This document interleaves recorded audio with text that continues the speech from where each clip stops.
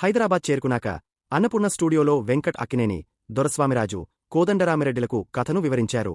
మధు తన spot improvisation నైపుణ్యంతో డైలాగులతో సహా నాగార్జునకు 1 గంట 45 నిమిషాలపాటు కథను వివరించారు. నాగార్జున ఈ కథ విని ఎంతో హ్యాపీగా ఫీల్ అయ్యి మధును కోగలించుకుని, ఈ సినిమా మాత్రమే కాదు, నా తదుపరి చిత్రాలకు కూడా మీరే రాయాలి అని కోరారు. అలాగే మద్రాసు నుంచి హైదరాబాద్ వచ్చేయమని పదేపదే చెప్పారు. ఈ చిత్రంలో నాదముని అనే పాత్రను తాను సృష్టించినప్పుడు ఆ పాత్రను కోట శ్రీనివాసరావు చేయాలనుకున్నట్లు మధు తెలిపారు. అయితే నాగార్జున మాత్రం కోట కాదు, తాను చేస్తే చాలా బాగుంటుంది అని మధును బలవంతం చేశారట.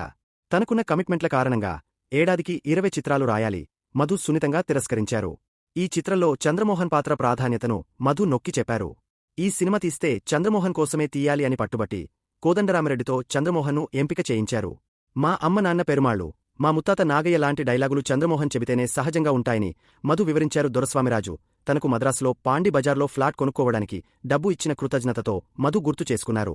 ఈ చిత్రానికి కన్నడ రీమేక్ హక్కుల విషయంలో దొరస్వామిరాజు మధుకు అదనంగా 2 లక్షలు చెల్లించి హక్కులు తీసుకున్నారని, అయితే 199